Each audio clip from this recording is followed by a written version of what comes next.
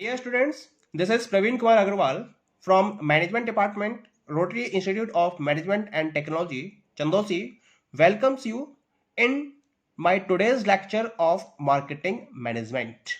In today's lecture, we will discuss the topic, the difference between selling and marketing.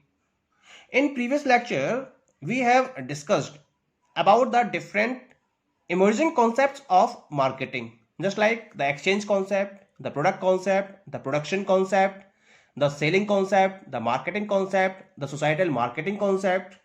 तो ये सारे concepts हमने concept of marketing में study किए थे। तो इसमें मैंने आपको दो कॉन्सेप्ट डिस्कस किए थे, एक था सेलिंग कॉन्सेप्ट और दूसरा था marketing concept.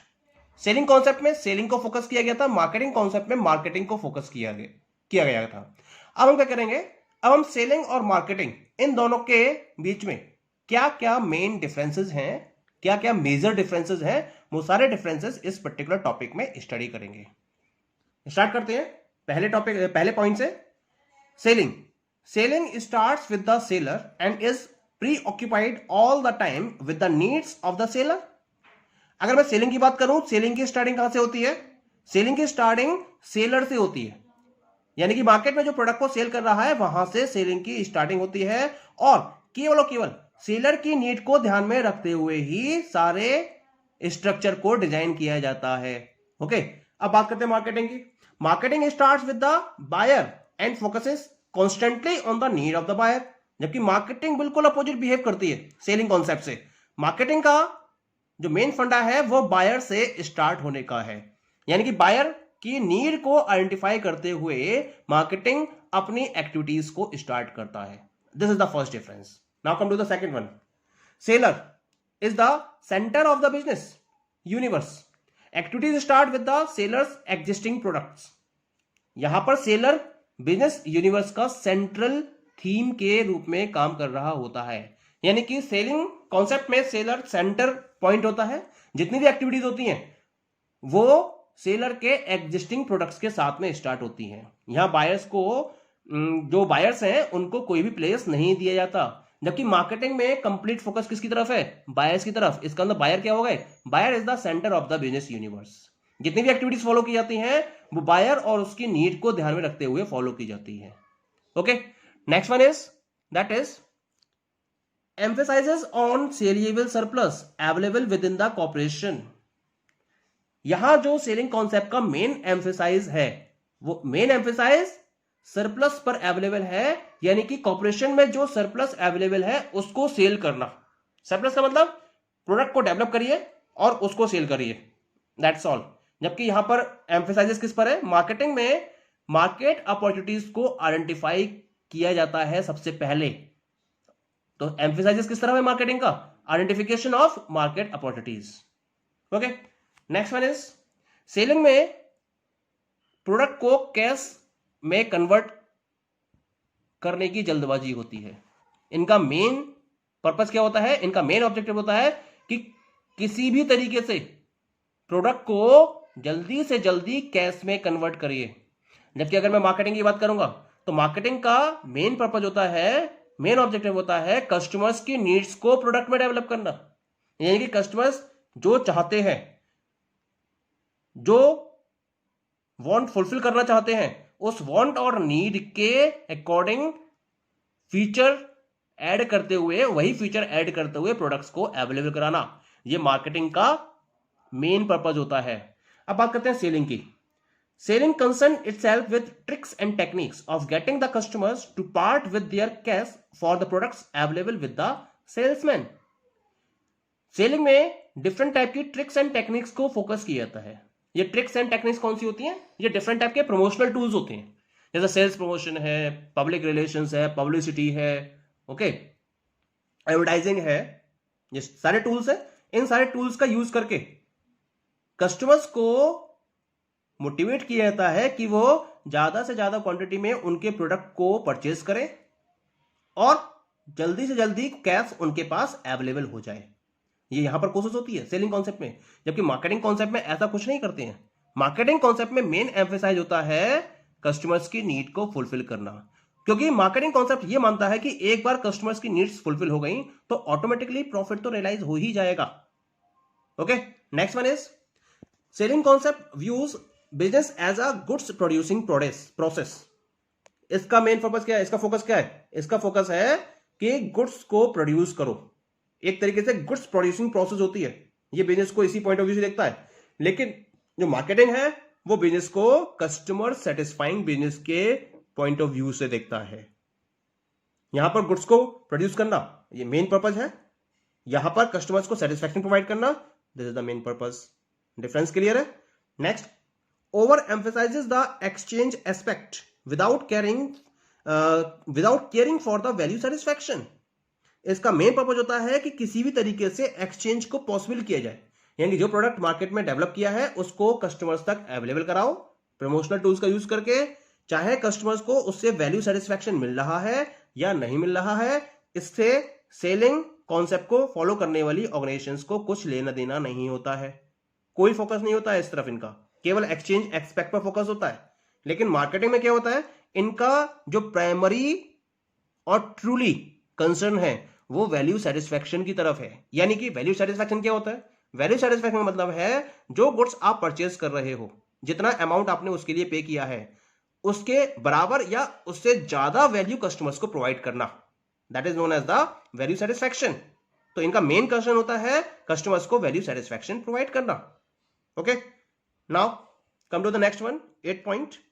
Sellers preference dominates the formulation of the marketing mix. यानी कि जब मार्केटिंग मिक्स को डिजाइन किया जाता है तो उसमें सेलर की प्रेफरेंस को फॉलो किया जाता है।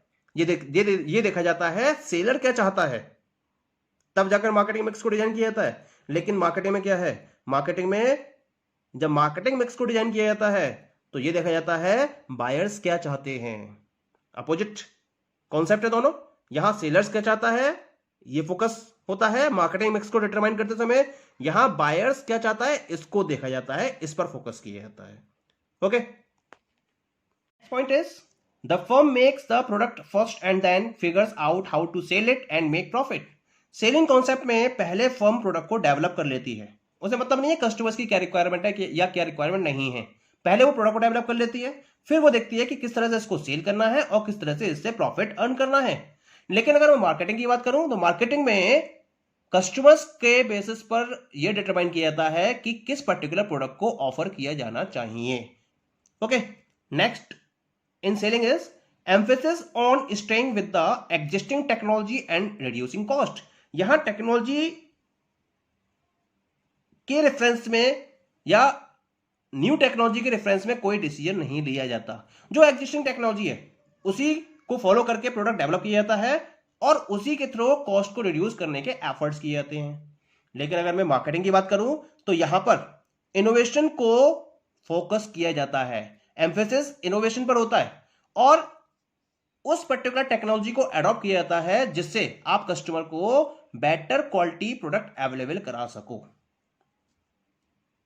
In the selling concept sellers motive dominate marketing communication.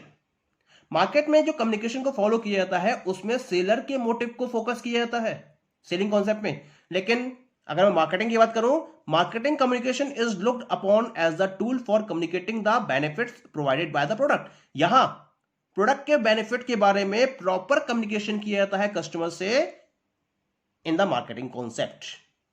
Okay, next one is cost determines price. यानी कि सेलिंग में प्रोडक्ट की जो कॉस्ट है उसमें कुछ पार्ट प्रॉफिट का ऐड करके प्रोडक्ट के प्राइस को डिटरमाइन कर दिया जाता है। लेकिन मार्केटिंग कॉन्सेप्ट में कस्टमर्स क्या करते हैं, प्राइस को डिटरमाइन करते हैं और प्राइस के बेसिस पर कॉस्ट को डिटरमाइन किया जाता है। बिल्कुल रिवर्स प्रोसेस है। अगर मैं सेलिंग से बात करूं, पहले कस्टमर प्राइस को डिटरमाइन करते हैं और तब जाकर प्राइस के बेसिस पर कॉस्ट को डिटरमाइन किया जाता है। Clear? Next one is transportation, storage and other distribution functions are perceived as more mere extension of production function। यानी कि जैसे ट्रांसपोर्टेशन फैसिलिटी आप यूज करते हो, स्टोरेज फैसिलिटी यूज करते हो या जो भी डिस्ट्रीब्यूशन फंक्शंस आप यूज कर रहे हो सेलिंग कॉन्सेप्ट में, इनको केवल ये माना जाता है कि एक तरीके से प्रोडक्शन फंक्शन में ये एक्सटेंशन है, सपोर्टिंग फंक्शंस है, बाकी और ज्यादा फोकस नहीं किया जाता इनको। लेकिन मार्केटिंग में क्या होता है, इनको एक वाइटल सर्विसेज के तौर पर देखा जाता है, यानी कि ये वो सर्विसेज होती हैं जिस पर फोकस करके मार्केटिंग कॉन्सेप्ट को फोकस करने वाली ऑर्गेनाइजेशन अपने कस्टमर्स को बेस्ट सर्विसेज प्रोवाइड कर सकती हैं। डिफरेंस क्लियर है? Next one is emphasis is on somehow selling, no coordination among the different functions of total marketing. केवल एम्फेसिस ये है कि किसी तरह से सेल करो, कुछ भी करना पड़े सेल करो, कोई कोऑर्डिनेशन नहीं होता है। टोटल मार्केटिंग के जो डिफरेंट फंक्शंस परफॉर्म किए जा रहे हैं उनके बीच में कोई भी कोऑर्डिनेशन नहीं रखा जाता है इन सेलिंग कॉन्सेप्ट। लेकिन यहां पर क्या होता है, इंटीग्रेटेड मार्केटिंग अप्रोच को फोकस किया जाता है मार्केटिंग कॉन्सेप्ट में। Integrated strategy covering product, promotion, pricing and distribution. 4 P's होते हैं मार्केटिंग के, price, product, place and promotion. इन चारों पीस को या कॉन्सेप्ट्स को एक इंटीग्रेटेड स्ट्रेटजी डेवलप करते हुए कवर अप किया जाता है और एक प्रॉपर स्ट्रेटजी डेवलप करके प्रोडक्ट्स कस्टमर्स के लिए मार्केट में अवेलेबल कराया जाता है। Next one is in firm practice in selling, production is the central function of the business. Selling में प्रोडक्शन सेंट्रल फंक्शन होता है, जबकि मार्केटिंग में मार्केटिंग सेंट्रल फंक्शन होता है किसी भी बिजनेस के लिए। Okay, and the last one is selling अपने कस्टमर्स को लास्ट लिंक के तौर पर देखती है, यानी कि this is the last link. आपने प्रोडक्ट प्रोड्यूस करा, कस्टमर्स के लिए अवेलेबल कराया, कस्टमर्स ने प्रोडक्ट परचेस कर लिया, स्टोरी फिनिश्ड। लेकिन मार्केटिंग क्या करती है, मार्केटिंग कस्टमर्स को एक वेरी पर्पस के तौर पर देखती है बिजनेस के। उसकी स्टार्टिंग ही कस्टमर से होती है और उसका फोकस ही केवल बायर्स पर ही होता है। जितनी भी एक्टिविटीज फोकस की जाती हैं वो कस्टमर्स या बायर्स को सेंटर में रखते हुए फोकस की जाती हैं, जिससे कि कस्टमर्स के साथ में लॉन्ग टर्म रिलेशंस को मेंटेन किया जा सके और कस्टमर्स को लॉयल कस्टमर्स में कन्वर्ट किया जा सके। So these all are the differences between selling concept and marketing concept. Thank you.